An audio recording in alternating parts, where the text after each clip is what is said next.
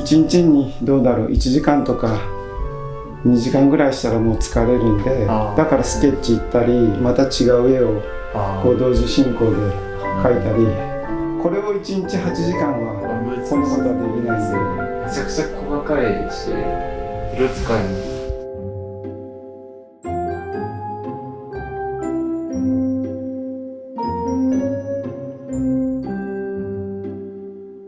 最初にまず絵を始められたきっかけを、教えていただけますか？まずはちっちゃい頃から、絵を描くのは好きで、働いて何年かした時にちょっとフランスの方にずっと仕事で行く機会があって、その時にやっぱりフランスの本物のというかいろんな美術館を巡ってるうちに、やっぱり小さい頃から絵がやりたかったっていう、気持ちが抑えられなくなって、それをきっかけに会社を辞めて、それから広島に戻って、その働きながら描いてるってことにやっぱり絵を描くその限界を感じて、今57、8ですから17年、8年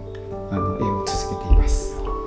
田中さんの描かれる絵ってその油絵と水彩画が多いっていう印象なんですけど、そのいろんなスタイルがある中でこの2つを特によく描かれる理由っていうのは何かあるんでしょう？基本的に水彩は油絵の下絵っていう感じで描いてますが、やっぱりでもただ水彩も水彩ですごく難しいし魅力ある画材なんで、どちらもやりたいなとやってますけど。田中さんにとってその絵を描き続けられるその理由っていうか動機は何かありますか？ただ描くときはもう一生懸命で、やっぱりその海を描くときは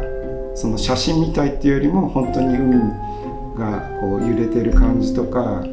風が吹いてるとか波の音が聞こえるような絵を描きたいなとはずっと思ってて、ただそれをどうすればそういう絵が描けるかまだ模索中で、分かってないんですけど、描き続けていくうちにそういうのが、つかめればいいなと思う。だから船とか山とか木とかありますけど、だんだんそういうものをちょっと排除して、もう本当波なら波だけとか、それをちょっと抽象的な表現とか、を目指して、今のところはまだ、まだまだ上に行けるというか、まだまだ方法があると思って書いてます。ありがとうございます。さっき僕絵がずっと気になってたんですけど、あれの波の絵が本当動いてるようで、現実よりもリアルな感じがして、最初ちょっとちらっと見た時に本当に動いてるんじゃないかって僕思って、ありがとうございます。最初にその御手洗に、来られた理由っていうきっかけを教えていただけますか？7、8年ぐらい前の正月に手前の県民の浜で家族で泊まった時に、ちょっとロビーの人にこの辺りで絵になるような場所はありますかって聞いた時に御手洗を紹介していただいて、でその正月に一人でちょっと御手洗に来た時に、その街も綺麗だし海も綺麗だし、まずは人がいないんでゆっくりというか、集中して描けるし、もうこんな絵描きにとって、好条件というかいい場所はないって思って、それからそうですね、そんなに何回もじゃないですけど、少しちょこちょことスケッチとか描きに来てて、でそうやって描いてるうちにいろんな島の方とかいろんな方と知り合って、でそんだけ通うんだったらこの空き家空いてるから家主さんに言ってあげるからっていうことで紹介していただいて、でそれからここで、移住することを決意というか決めました。御手洗が持ってるいろんな魅力の中で、その御手洗だけにしかないものっていうのはどういうものがあるって思ってますかね？絵描きとしての視点から。絵描きというか描く題材としては皆さんもご存知のようにこうもう江戸時代というか江戸時代からの建物とか、明治大正昭和の建物がいろいろ混ざっててどこを切り取っても絵になるっていうのがまず魅力で、それプラスその海も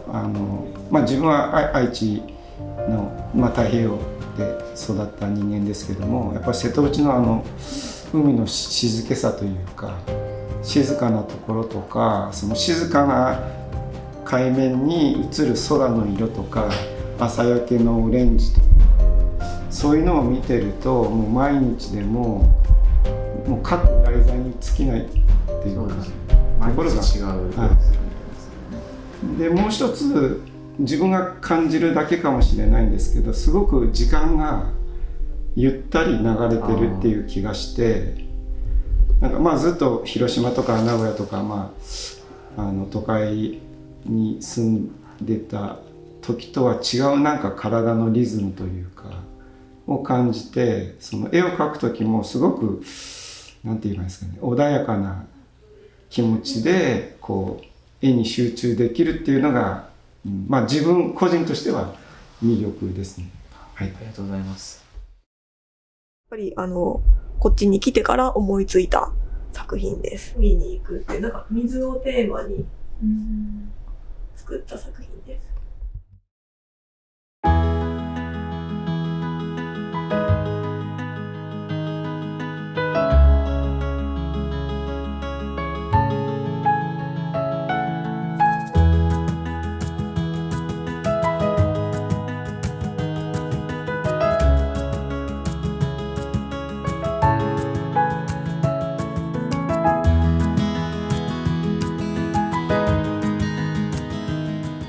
豊島で、イラストレーターと焼き物作家をしている織出千世と言います。移住した前はずっと広島市内に、そうです。広島市内の割と街中に住んでました。前の仕事がデザインに関する。そうです。印刷系のデザインをしたりする。島の生活がどのような感じですか？そうですね。住んでるのは大崎下島の大浜という農家さんがたくさん住んでる集落に住んでいて、で、アトリエ仕事場はこの豊島というところに構えています。どのような作品今作りますですか？そうですね。なんだろう、どれにしよう。やっぱり陶芸って窯がないとできない。器の作るのを教えてくれる普通の陶芸教室に通ってたんですけど、なんかもうちょっと器じゃなくてちょっと変なものが作りたいなと思ってもう自分で窯を買っちゃいました。海のイメージで色を作ったりとか、特にこっちの水色のものはですね、干潮の時にタイドプールっていう岩場に水たまりみたいなのができるんですけど、そういうのをイメージしてちょっとガラスを普段ガラス使わないんですけど焼き物なのでちょっと焼き物とガラスを組み合わせて海の潮だまりをイメージした作品です。やっぱりこっちに来てから思いついた作品です。私はやっぱりなんか歴史とか文化っていうよりも純粋にこの環境、海に